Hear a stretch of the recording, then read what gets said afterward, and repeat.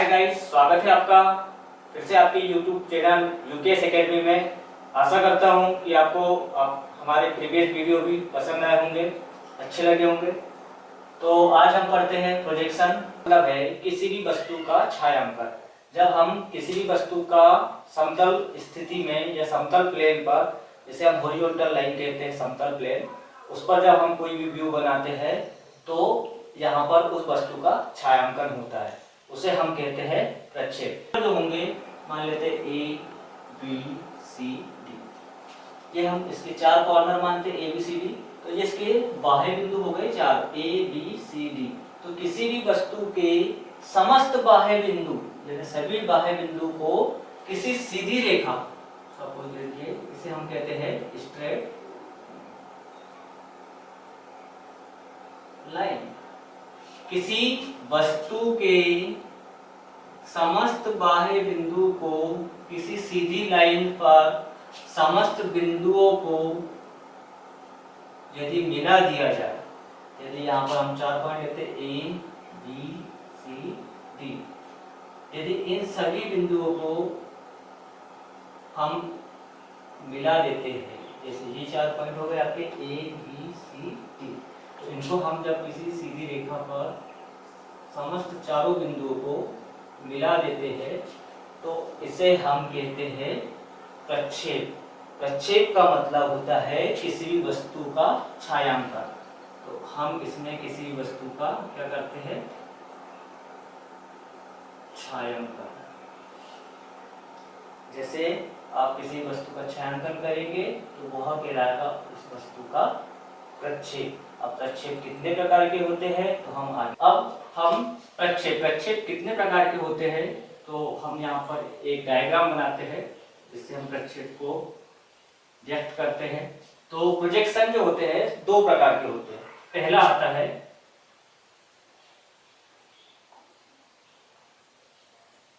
Pictorial projection और दूसरा आता है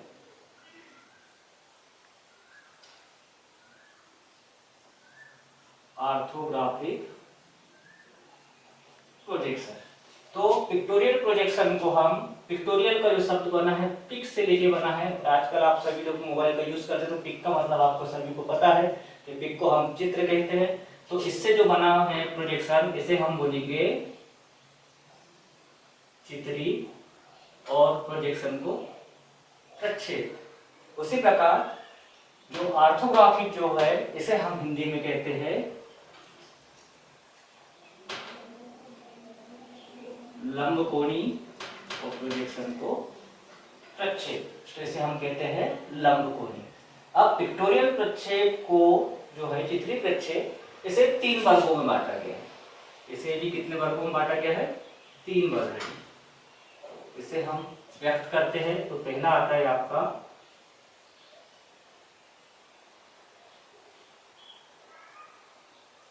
पर्सपेक्टिव प्रोजेक्शन, दूसरा आता है ऑब्लिक प्रोजेक्शन एंड तीसरा आता है आइसोमेट्रिक प्रोजेक्शन। पर्सपेक्टिव प्रोजेक्शन को हिंदी में कहते हैं संदर्भ प्रक्षेप।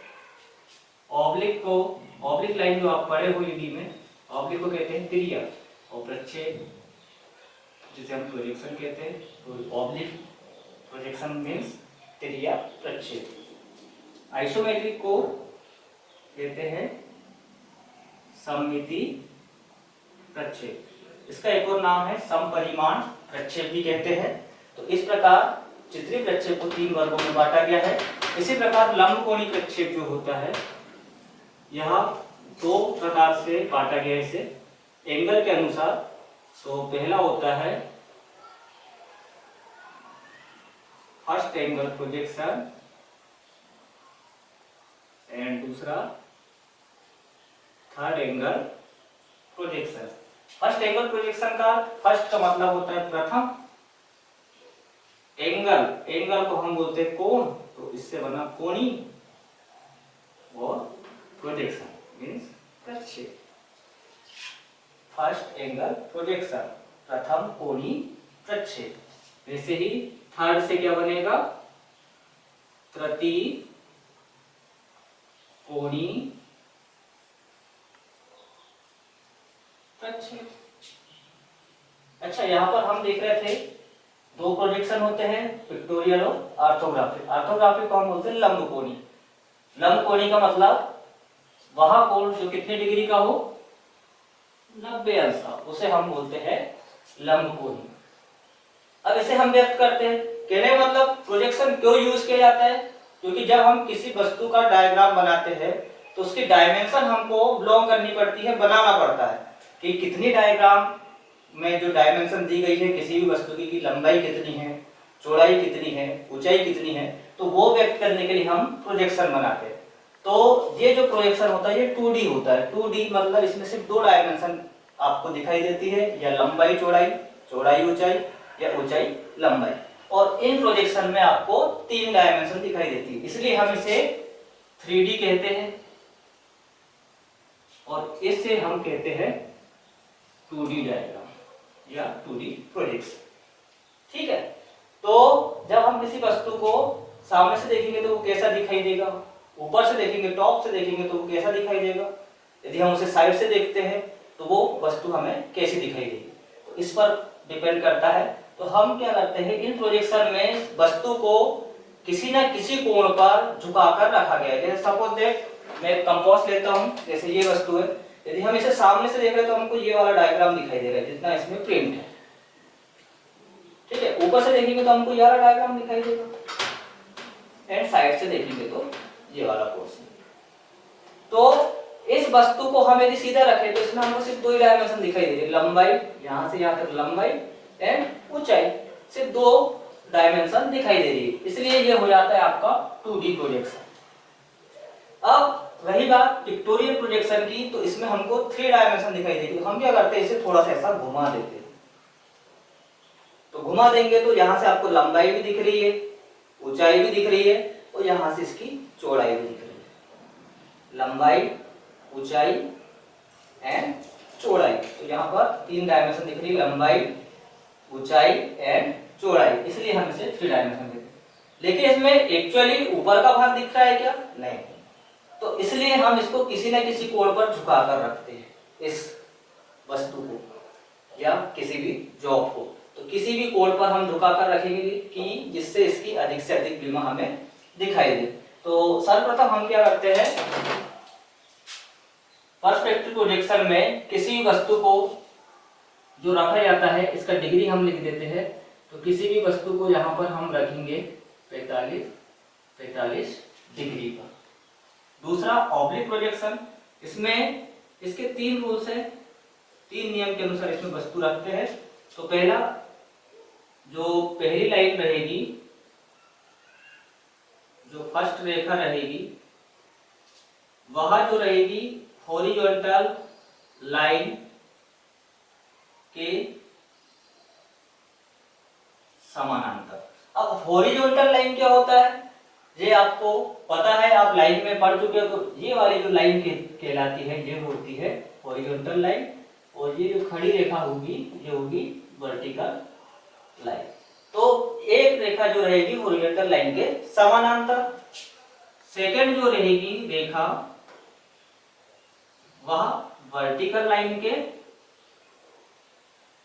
समानांतर रहेगी, एंड थर्ड जो रेखा रहेगी, अब ये किसी न किसी कोण पर झुकेगी। तो थर्ड रेखा जो रहेगी 30 या 45 डिग्री पर इंक्लाइन रहेगी, लेकिन किससे रहेगी, हॉरिजॉन्टल लाइन से, अर्थात HP लाइन से 30 या 45 डिग्री का कोण बनाएगी।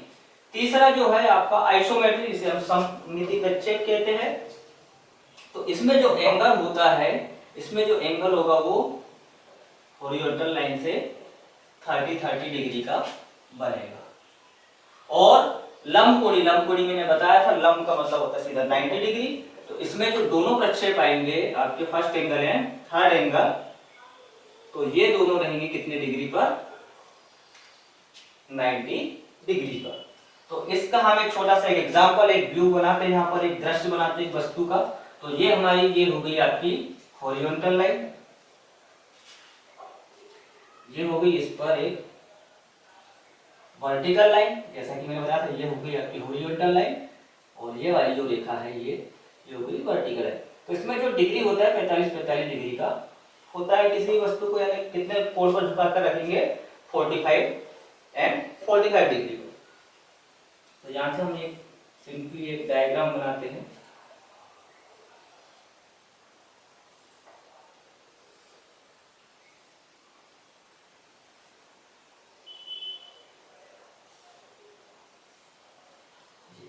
इस टाइप का।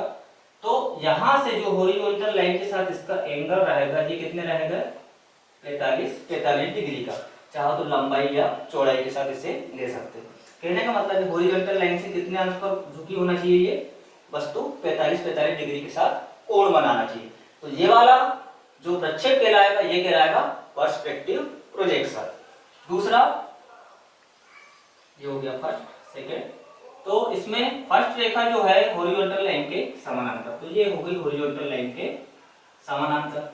दूसरी रेखा जो है बीपी के समानांतर, तो ये हम बीपी के समानांतर कहते हैं। समानांतर का मतलब आपको पता है वह रेखा जो एक दूसरे को कभी नहीं काटती उसे कहते हैं समानांतर रेखा।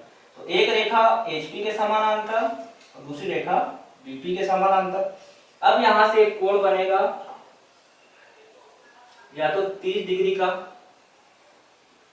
30 अंश या 45 अंश का बनाएंगे।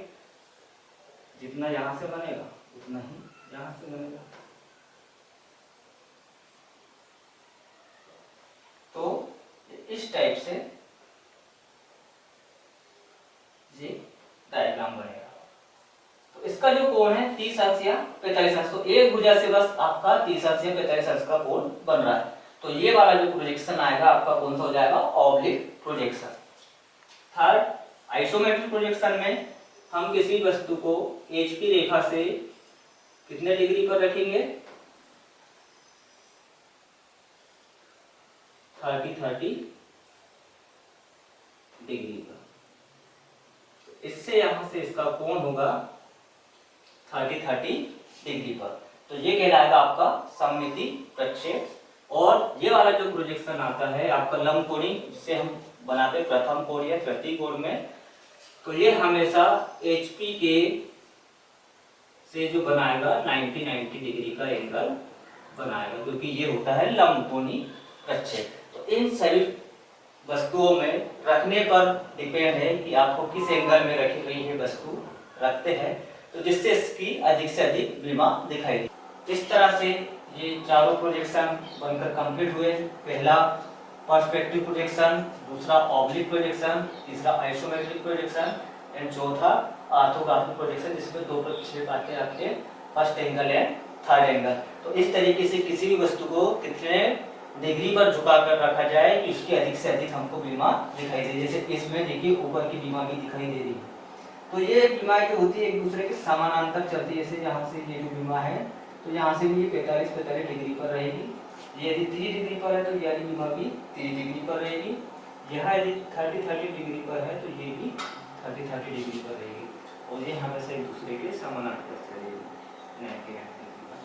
इस प्रकार से तो अब हमारा जो वेरी इंपॉर्टेंट क्वेश्चन जो आता है आपके पेपर में ITI, NCVT और अल्ट्रेक्स एंड पॉलिटेक्निक में कि दिए गए सममिति प्रक्षेप को ऑर्थोग्राफिक यानी लंबकोणी प्रक्षेप में बदल दिए, या तो फर्स्ट एंगल लिखा आएगा या थर्ड एंगल, दोनों में से किसी में भी आपका क्वेश्चन बनता है।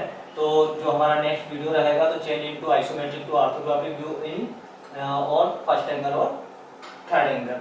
तो नेक्स्ट वीडियो आप जरूर देखिए। एंड से यदि यह वीडियो आपको अच्छा लगता है तो प्लीज लाइक एंड सब्सक्राइब कीजिए और अपने अधिक से अधिक फ्रेंड्स को ये लिंक शेयर कीजिए। Thank you so much.